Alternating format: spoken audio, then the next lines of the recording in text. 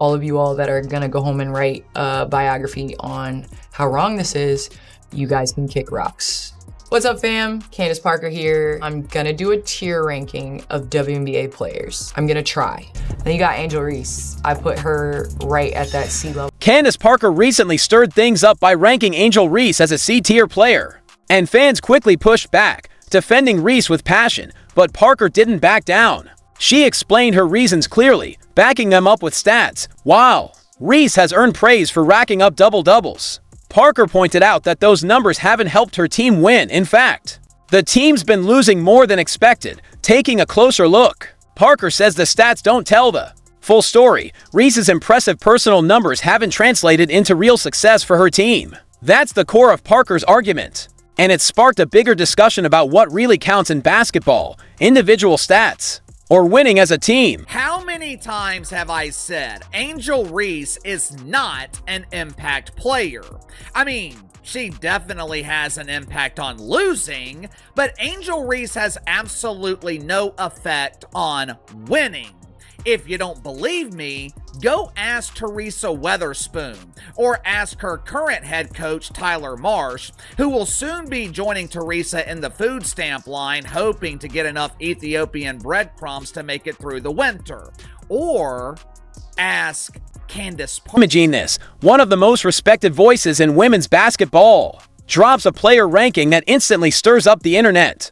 Candace Parker, a 7-time All-Star and two-time MVP, placed Angel Reese in the C tier, not A or B.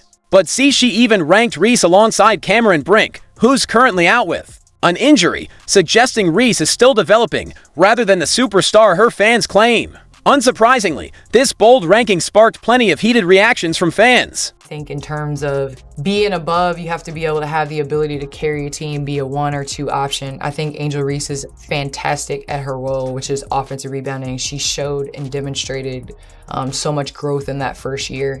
I think that Parker didn't hold back when explaining why she put Reese in the C tier. She said that to rank higher, a player needs to be able to lead their team and be a go-to scorer, the first or second option. While Parker acknowledged Reese's skill in grabbing offensive rebounds, she was clear that Reese is more of a role player than someone who can carry a team to a championship. At the same time, stars like A'ja Wilson, Nafisa Collier, and Breena Stewart earned spots in the top S tier, and Caitlin Clark was solidly in the A tier. Reese, meanwhile, found herself grouped with players still working to prove they belong among the league's best. A'ja Wilson, reigning MVP, couple Defensive Player of the Years, 2 championships. If there was something higher than S, I would definitely put her up there. But Nafisa Collier, she's up there with top tier with A'ja. Just her ability to play on both sides of the ball, pump fake, she's gonna make you choose wrong.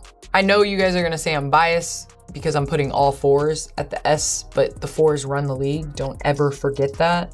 Breanna Stewart, the versatility, reigning champion from last year. She's got 3 of them things. I don't think there's any debate with that. The reaction was quick and fierce. Angel Reese's fans took over social media, accusing Candace Parker of being a hater and questioning her motives. Many couldn't believe their double-double star was ranked below players they felt hadn't achieved as much. The backlash grew louder, with fans demanding explanations and calling the ranking disrespectful, but Parker stayed calm. On the Good Follow podcast, she said, "There's no hate on Angel Reese. I love her. I will never attack anybody's character. I will never attack who they are ever." She made it clear her comments were about basketball performance, leadership, and impact, not personal attacks. Parker emphasized her view came from respect and honest professional judgment. This is where it gets tricky. Caitlin Clark is at an A level. I think in time she's gonna raise up to that S, but in order to put her at that level, she's gotta have a couple more years. So I'll put Kelsey Plum at the A level. 2-time champ, now took on the challenge to be #1 option in LA. I would say KP is definitely in that tier. I would love to put Sabrina Ionescu in that A range. She got that elusive championship. She's one of the best shooters in the WNBA, if not the best shooter in the WNBA. What makes Parker's criticism so hard to ignore is her impressive track record. She's not just another analyst throwing out opinions. Candace Parker earned her voice through years of elite play and a deep basketball IQ. When she speaks, people listen. Her player rankings reveal what she values most: by placing Caitlin Clark in the A tier. Parker showed she looks beyond individual stats to players who lift their whole team and help win games. Clark's ability to transform the Indiana Fever's offense is exactly what Parker means by a player who can carry a team and make everyone better. Uh-oh, Candace Parker. You've upset the Reese's Pieces and they're not happy about it. They're gonna be coming after you any second. Oh, they're already coming after you. Oh, snap. Oh, snap. Candace Parker asked to put certain players in a tier list. You have the S tier, you have the A tier, you have the B tier, and you have the C tier. And where Candace Parker put Angel Reese on this list and her explanation about it, it has upset a large number of the Reese's Pieces. Shortly after Parker shared her rankings, other basketball analysts spoke up in support. They noticed what many casual fans missed. There's a big difference between racking up stats and truly helping your team win. A tough question began to spread. What is a WNBA legend like Candace Parker seeing in Angel Reese's game that her biggest fans don't? Parker's ranking wasn't a personal attack or a random guess. It was based on solid basketball fundamentals, those that clearly separate role players from true franchise stars. Y'all, look, there's trash and then there's trash. You know what I'm saying? But look, man, the Chicago Sky got destroyed by the stud butts. Everybody watches the stud butts. Shout out to Courtney Williams and Tisha Heiderman, man. Listen, stud butts stood on business today. Nafisa Collier stood on business today. They destroyed the Chicago. Fifth game against the Minnesota Lynx changed everything.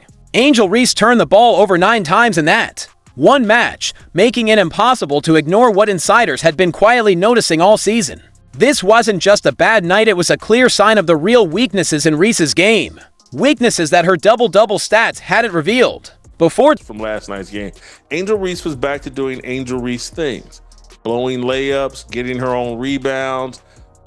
They've turned her into a point forward. She had 9 turnovers last night. I think her plus minus was minus 19. But all we keep hearing about, she now has 2 double-double streaks of more than 10 games or 10 games plus. She had one last year. Now she has one this year. She's the first WNBA player to ever do. Let's be real about that tough game. At first, the Sky stayed close to Minnesota, keeping the score tight. But then Reese's decision-making fell apart. She started forcing passes that weren't there, trying risky plays when a simple pass was right in front of her. The turnovers kept piling up as the Lynx defense put pressure on her, exposing weaknesses in Reese's basketball smarts. Joe Reese, part 53, let's get it! We love pray-ups. Bang! I heard she wanted to dye her hair, and the stylist said, "What color you want?" And she said, "Butter pecan!" Bang! She gets blocked by defenders who don't even bother jumping. Me bound. One more time. Bang! She almost had a triple-double. One more turnover, and she would have had it. Bang! 9 turnovers is crazy, so is a no-look poop pass. Oh, no! Bang! Made it worse were the types of turnovers Reese was making. These weren't caused by tough defense or clever steals from the Lynx. Instead, they were careless mistakes, bad passes sailing over teammates' heads, traveling calls from sloppy footwork, and ball handling errors that would make any coach cringe. The Lynx barely had to work to get those steals. Reese was basically handing them the ball. She got the brakes beaten off of her. She had 9 turnovers and was just an awful. If you watch the game, she was awful. This is where things got really interesting. Opposing coaches started studying Reese's game film like it was a playbook. They realized they could target her, knowing she'd struggle under pressure and turn the ball over. Teams began running plays designed to put Reese in tough spots, betting she'd make mistakes. And this wasn't just a one-time issue. The 9-turnover game was the most obvious example of a pattern that followed her all season, game after game. Reese grabbed plenty of rebounds but also hurt her team by giving the ball away too often. Because of this, the Sky lost games they should have won, all because their supposed star couldn't protect the ball when it mattered most. That party rock song goes, "Every day I'm shuffling, do, do, do, do, do, do. Bang! I know it's construction season and all, but who called in the bulldozer? Bang! And it was this play right here when 2K realized, yup, That's our cover athlete. 2K, more like 75K. Pay her more. Bang! Watching her play got me fiending football. Oh no, it's picked off again. Bang! Whoa, whoa, whoa. Settle down. You're going too fast. You're going too fast. On. Hey, I got an order here. It says a hip check. Bang! The most frustrating part, Chicago's coaching staff kept ignoring these obvious problems instead of facing them head on. They pointed to Reese's double-doubles and dismissed her turnovers as just growing pains. Meanwhile, the losses kept adding up as opponents took full advantage of Reese's weaknesses. That 9-turnover game became clear proof that good stats don't always reflect a player's real impact on winning. You can grab all the offensive rebounds you want, but if you keep giving the ball away, you're hurting your team's chances. The numbers looked good on paper, but the Sky still lost by 23 points. That raises a tough question nobody wants to ask. What if Angel Reese ends up playing fewer minutes instead of more?